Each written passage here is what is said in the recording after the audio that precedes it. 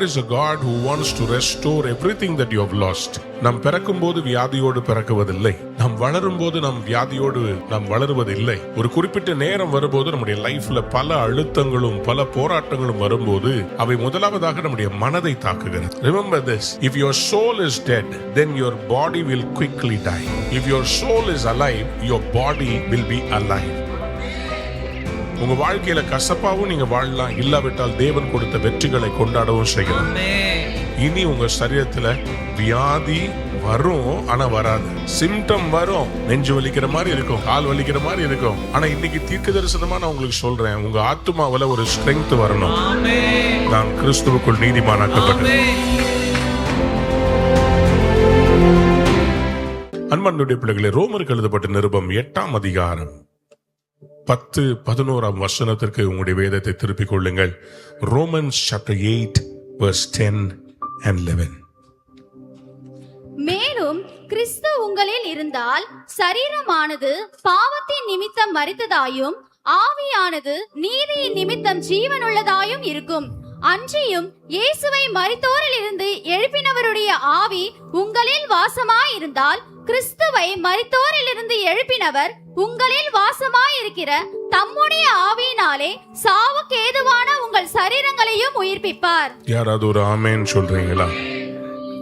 அன்பார்ந்த பிள்ளைகளே, கர்த்தர் இந்த மாதம் நமக்கு நீதி செய்வார். கர்த்தர் நீதி செய்வார். தேவனுடைய நீதியிலே நம்முடைய சுகம் அடங்கி இருக்கிறது, நம்முடைய செழிப்பு அடங்கி இருக்கிறது. தேவனுடைய நீதியிலே நம்முடைய வாழ்க்கையின் எதிர்கால நன்மைகள் அடங்கி இருக்கிறது. Somebody said amen. Again, I want to let you know, in God's justice is what God gives when we faithfully look unto him for help.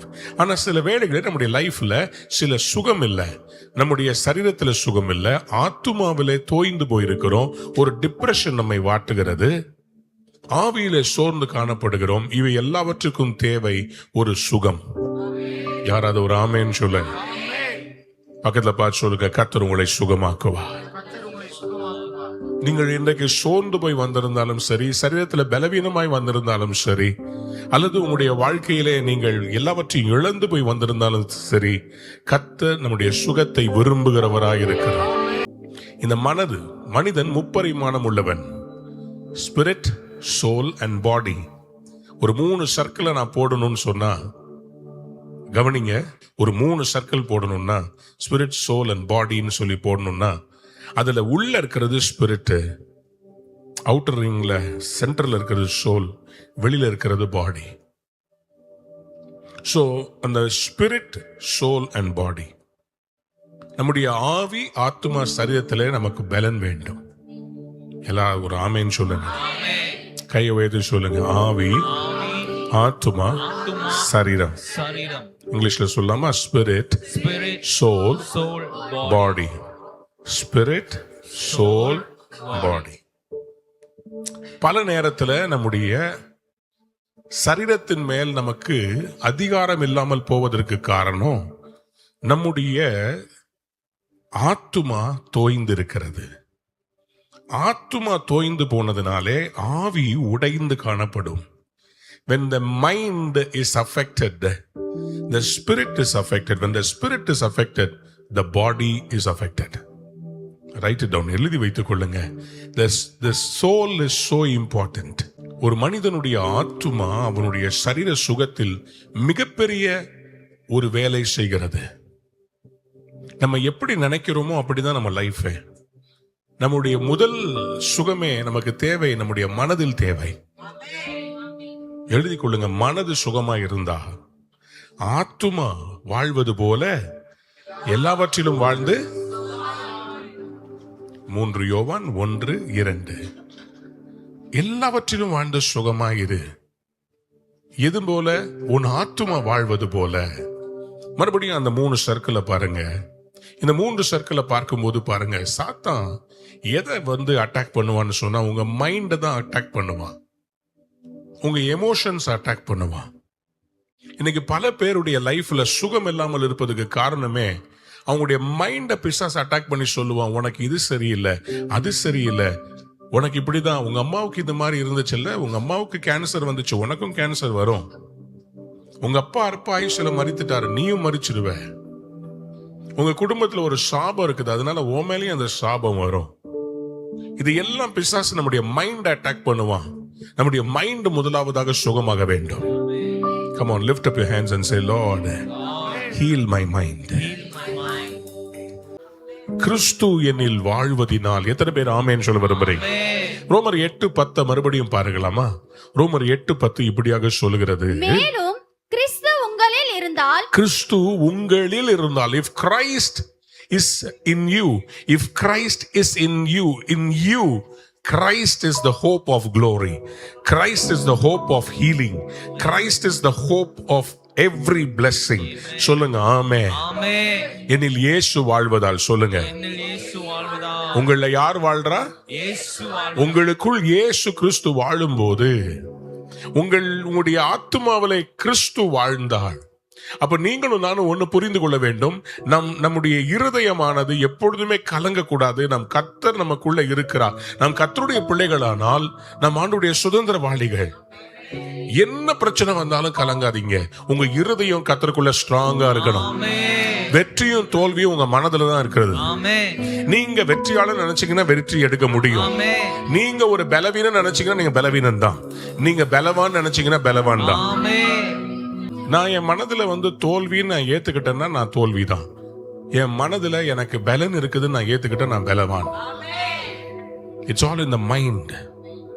It's all in your mind. நீங்க வெற்றியாளரா தோல்வியாளரா உங்க மனதில் தான் இருக்கிறது. சுகமா பலவீனமா உங்க மனதில் தான் இருக்குது. உங்க வாழ்க்கையில கசப்பாவும் நீங்க வாழலாம், இல்லாவிட்டால் தேவன் கொடுத்த வெற்றிகளை கொண்டாடவும் செய்யலாம். எத்தனை பேர் நம்புறீங்க? இதுவரை காத்தவர் இனிமேலும் காக்க வல்லவர். ஹல்லேலூயா. இந்த ரோமர் 8:10-11 திரியேக தேவனுடைய செயல்பாடை நீங்கள் பார்க்க முடியும்.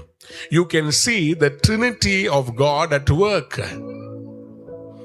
இங்க பாருங்க, வேதம் சொல்கிறது, மேலும் கிறிஸ்து உங்களில் இருந்தால் சரீரமானது பாவத்தின் நிமித்தம் மரித்தது. நல்ல கவனிங்க, பாவம் செய்கிற ஆத்துமா சாகும்னு சொன்னா உடனே ஆத்துமாவுடைய மரணம் சரீரத்துல ரிஃப்ளெக்ட் பண்ணாது உடனே. ஆனா ஒரு நாள் இல்ல ஒரு நாள் இந்த ஆத்தும மரணத்தின் நிமித்தம் சரீரம் சாகும். Remember this, if your soul is dead, then your body will quickly die. If your soul is alive, your body will be alive.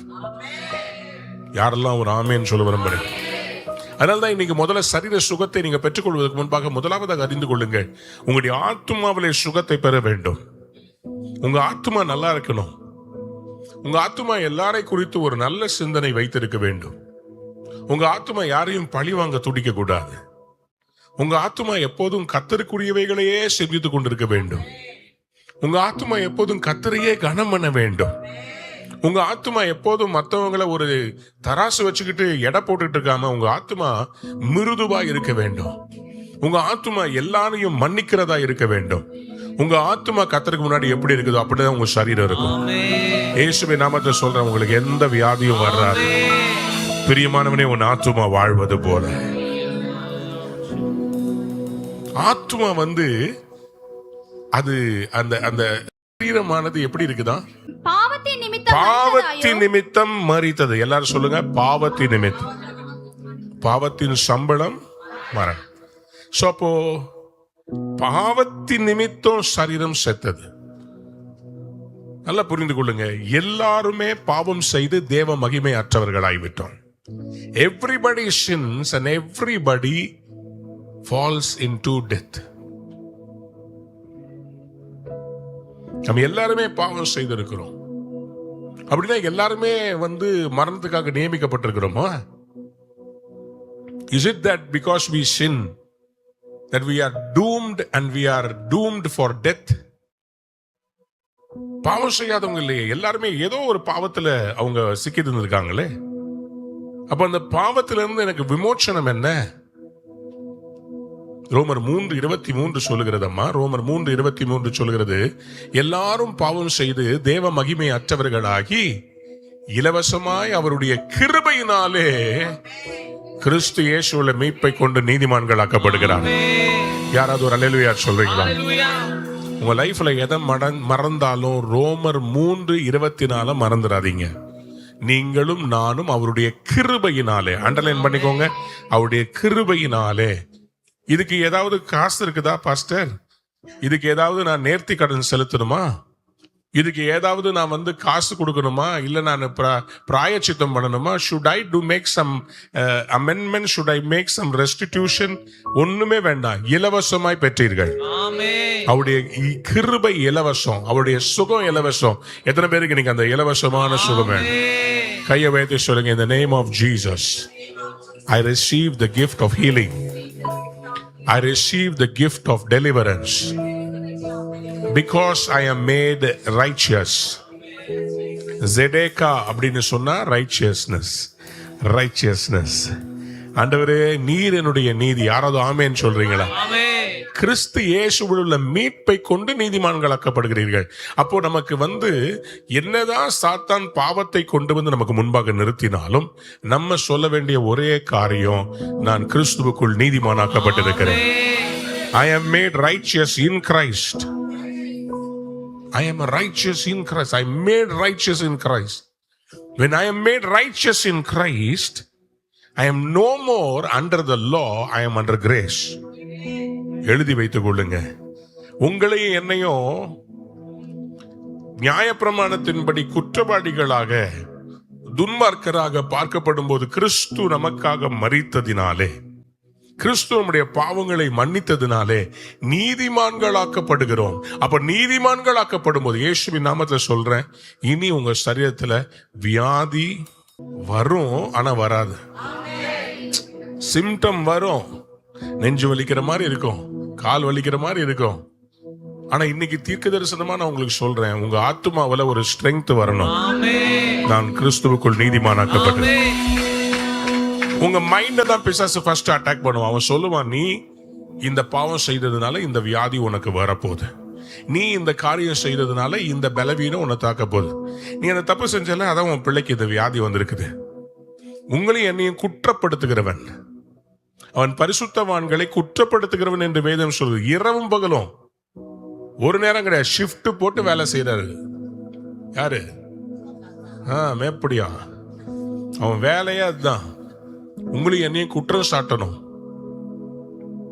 எத்தனை பேர் ஆமேன்னு சொல்ல விரும்புறீங்க? அன்புடைய பிள்ளைகளே, அவன் குற்றம் சாட்டிட்டு உங்களை காமிச்சுக்கிட்டே இருக்கும்போது நீங்க ஒன்னே ஒண்ணு செய்யணும். இப்படிதான் ஒரு பரிசுத்தவான் மார்ட்டின் லூத்தர், அவருடைய ஜெப அறையில ஜெபித்து கொண்டிருந்தாராம்.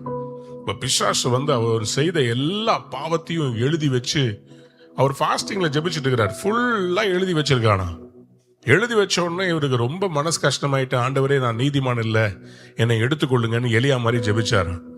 நான் அநேகரை பார்க்கல, நீதிமான்கள் இல்லை, என் பிதாக்களை பார்க்கலாம் அப்படின்னு சொல்லி என்னை எடுத்துருங்க, என்னை சாகடிச்சிருங்க ஆண்டவரே அப்படின்னு சொல்லி ஜெபிச்சுட்டு இருக்கும் போது திடீர்னு பார்த்தா ஒரு சத்தம் வந்துச்சான், நான் உன்னை நீதிமானாக்கி இருக்கிறேன் சொல்லிட்டு பிசாசு போட்ட பட்டியல் மேல இயேசுவின் ரத்தம் விழுந்துச்சாம் பாரு.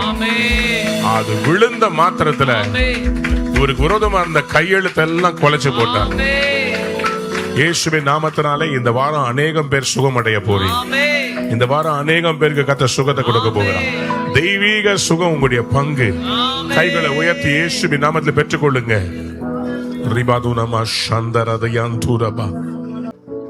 ரோமர் 8:28 சொல்கிறது, அன்றியும் அவருடைய தீர்மானத்தின்படி அழைக்கப்பட்டவர்களாய் தேவனிடத்தில் அன்பு கூறுகிறவர்களுக்கு சகலமும் நன்மைக்கு ஏதுவாகவே நடந்தேறுகிறது என்று அறிந்திருக்கிறோம். ஏன்? எவர்களை முன்குறித்தாரோ அவர்களை அழைத்திருக்கிறார். எவர்களை அழைத்தாரோ அவர்களை. எத்தனை பேர் ஆமேன்னு சொல்றீங்க? உங்களை அழைத்தவர் உங்களை சும்மா விட மாட்டார். ஒரு கம்பெனி ஒரு நபரை அவங்க செலக்ட் பண்ணி அவங்க எடுத்தாங்கன்னா அவங்கள ட்ரெயின் பண்ணி வேலையில வைப்பாங்களே தவிர சும்மா உட்கார வச்சுட்டு இருக்க மாட்டாங்க. அதே மாதிரி உங்களையும் என்னையும் பரிசுத்தத்துக்கும் பரலோகத்துக்கும் அழைத்தவர் நம்மை நீதிமான்கள் ஆக்குவது. நம்மை நீதிமான்கள் ஆக்குவது அவருடைய சித்தம், அவருடைய விருப்பம், அவருடைய வாஞ்சை. அதனாலதான் நம்மளை அழைச்சார். யாருக்கிட்டையாவது ஏதாவது ஒரு தேவை அல்லது ஒரு காரியம் இல்லைன்னா யாரையும் கூப்பிட மாட்டோம்ல. we will not call anybody unless there is a reason. நம்மை அழைத்ததுக்கு ஒரு நோக்கம் இருக்கிறது, அவருக்கு சாட்சியாக நிறுத்துவதற்கு.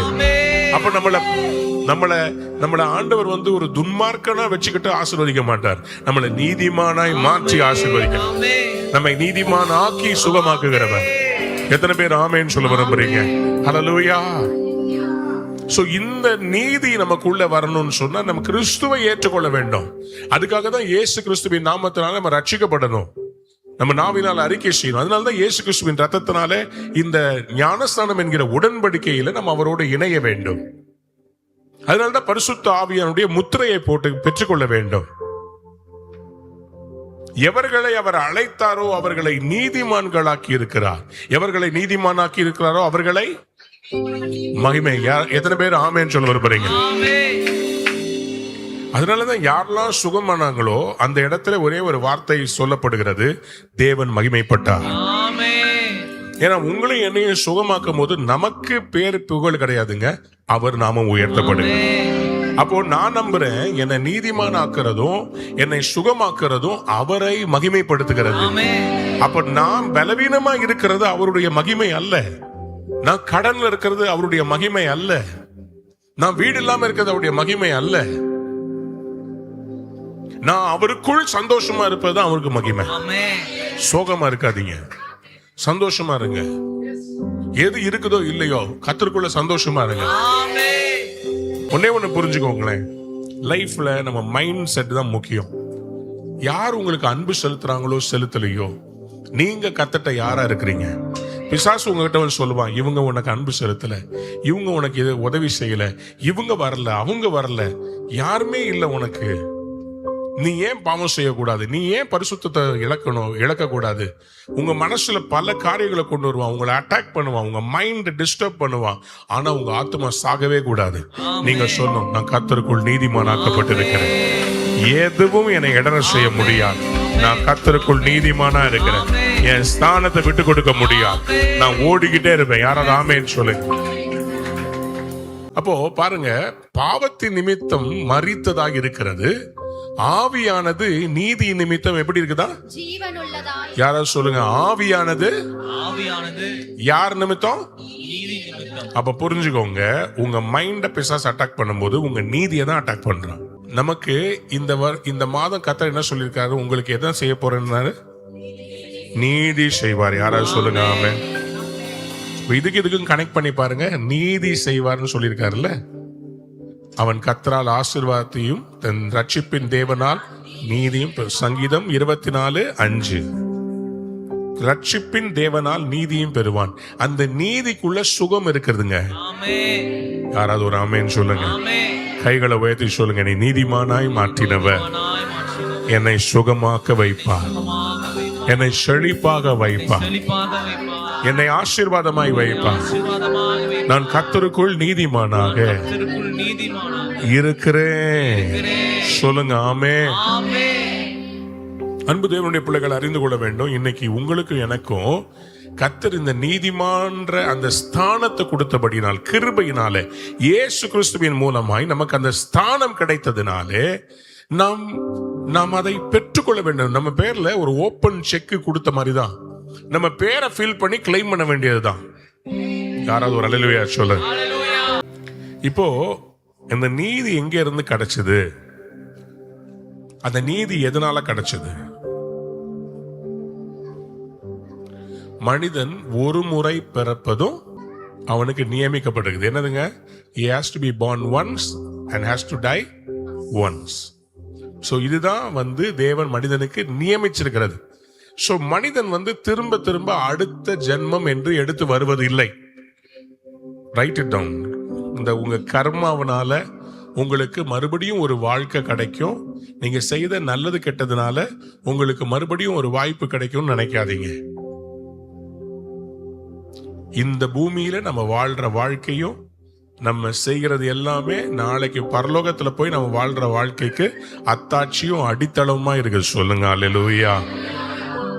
அப்போ நான் நீதிமானா இருந்தா அவருடைய சுதந்திரவாளியா, நான் பரலோகத்தின் பிரஜையாக நான் இருக்கிறேன். when I am a righteous person, சொல்லுங்க அல்லேலூயா. சத்தமா ஒரு ஆமென் சொல்லுங்க. பக்கத்துல பார்த்தவங்க நம்ம நீதிமான்களாக்கி இருக்கிறார். சோ அப்ப நீதிமானாய் மாறினதுனால எனக்கு என்னங்க பலன்? ரோமர் 8:11 நமக்கு எப்படி சுகம் கிடைக்குதுன்னு அழகா இங்க போட்டிருக்கு பாருங்க. அன்றியும் இயேசுவை மரித்தோர்ல இருந்து எழுப்பினவருடைய ஆவி.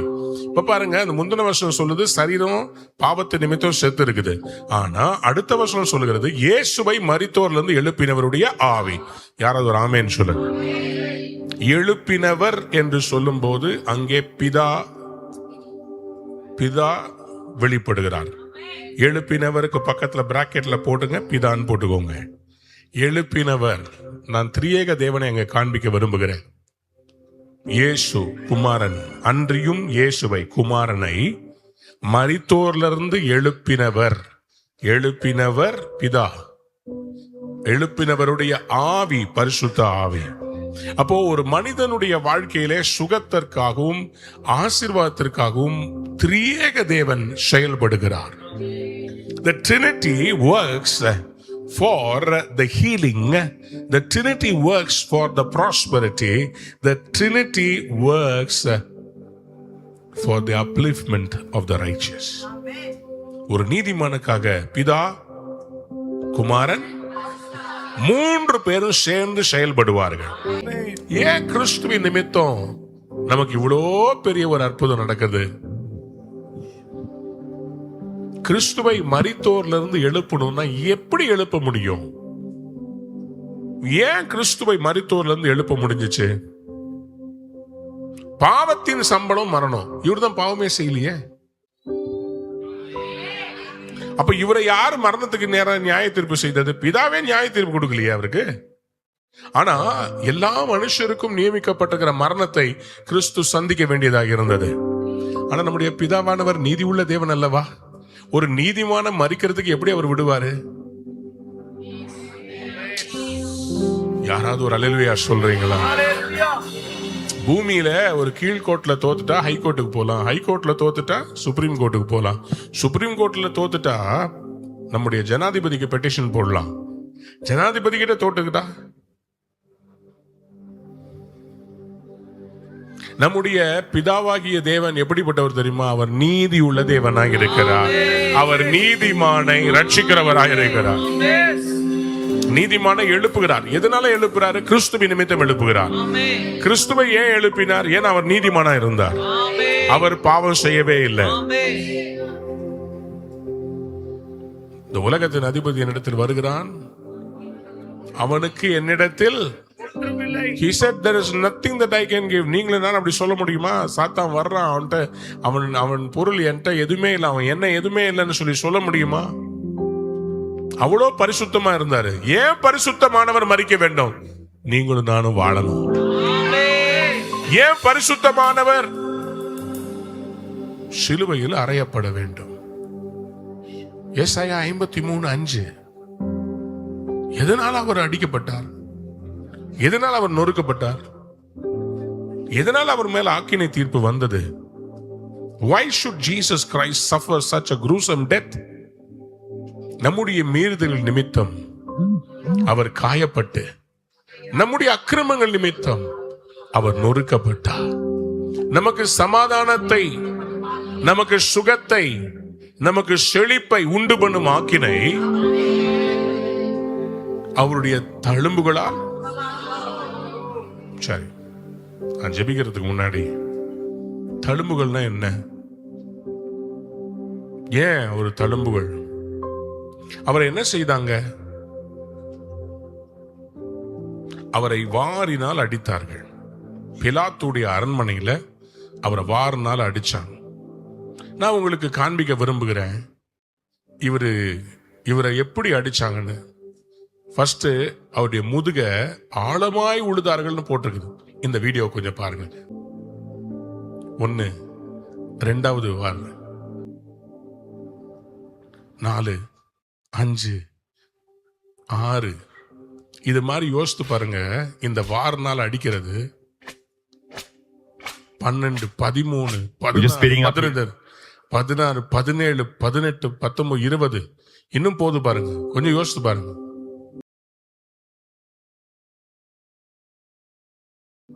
முப்பத்தி 32 இன்னும் இருக்குது. யோசித்து பாருங்க. 39, 40 இப்படி இருந்த முதுகு இப்படி ஆயிருச்சு. இது வெறும் முதுகு மட்டும்தான் இருக்குது. இந்த வார்னால் அடிக்கும் போது அவருடைய முகத்துல பட்டிருக்கும், அவருடைய மார்புல பட்டிருக்கும், அவருடைய வயிற்றுல பட்டிருக்கும். அந்த கற்களும் கூர்மையான காரியங்களும் அவருடைய சரீரத்தை பிச்சுக்கிட்டு வந்திருக்கும். இத்தனையும் ஆண்டவர் சகிச்சார், இத்தனையும் ஆண்டவர் சகிச்சார். பேஷன் ஆஃப் கிரைஸ்ட் என்ற ஒரு மூவியை பார்க்கும்போது அதில் அவரை 2 கையும் கட்டி வச்சுட்டு அவரை அடிக்கிற அந்த இடம், உண்மையா சொல்றேன், ஃபர்ஸ்ட் டைம் அதை வந்தபோது நம்முடைய சர்ச்சில் அதை ஸ்கிரீன் பண்ணோம். அத்தனை பேரும் தேம்பி தேம்பி அழுதோம். காரணம், அவ்வளோ பாடுபட்டாரா நமக்காகவா? அதை பார்த்துட்டு எப்படி நம்மளால பாவம் செய்ய முடியும்? அதை பார்த்துட்டு எப்படி நம்மளால பரிசுத்த குலைச்சல வாழ முடியும்? அதை பார்த்துட்டு எப்படி சிகரெட் பிடிக்க முடியும்? அதை பார்த்துட்டு எப்படி நம்ம மதுபானத்தை அருந்த முடியும்? அதை பார்த்து எப்படி பொய் சொல்ல முடியும்? அதை பார்த்து எப்படி திருட முடியும்? அதை பார்த்துட்டு எப்படி அன்பில்லாம இருக்க முடியும்? அன்பார்ந்த பிள்ளைகளே, இன்னைக்கு கர்த்தர் நம்மளை மனம் திரும்ப சொல்லுகிறார். மனம் திரும்ப சொல்லுகிறார். ஏனென்றால் நமக்காக அவர் இவ்வளவாய் அவர் அடிக்கப்பட்டார். அதனாலதான் பாருங்க, ரோமர் 8:11 சொல்கிறது, கிறிஸ்துவை எழுப்பினவருடைய ஆவி உங்களில் வாசமாயிருந்தால். ஆவியானவர் எனக்குள்ள வாசமா இருக்கணும்னா என்னுடைய ஆத்துமா வாழணும், என் ஆத்துமா கிறிஸ்துவுக்குள் வாழணும். எத்தனை பேர் ஆமேன்னு சொல்ல விரும்புறீங்க? அன்பான நேயர்களே, இந்நிகழ்ச்சியில் கொடுக்கப்பட்ட வாக்குத்தத்தங்களும் தீர்க்க தரிசன வார்த்தைகளும் உங்களுக்கு ஆசீர்வாதமாய் இருந்திருக்கும் என்று நாங்கள் நம்புகிறோம். நீங்கள் பெற்ற ஆசீர்வாதங்களையும் ஜெப விண்ணப்பங்களையும் மற்றும் உங்கள் காணிக்கைகளையும் அனுப்ப வேண்டிய எங்கள் முகவரி: ரூவா ஊழியங்கள், எண் 82, ஜவஹர்லால் நேரு சாலை, சிம்ஸ் மருத்துவமனை எதிரில், வடபழனி, சென்னை 26. உங்கள் காணிக்கைகளை ஆன்லைன் மூலமாக எளிதாக செலுத்தலாம்.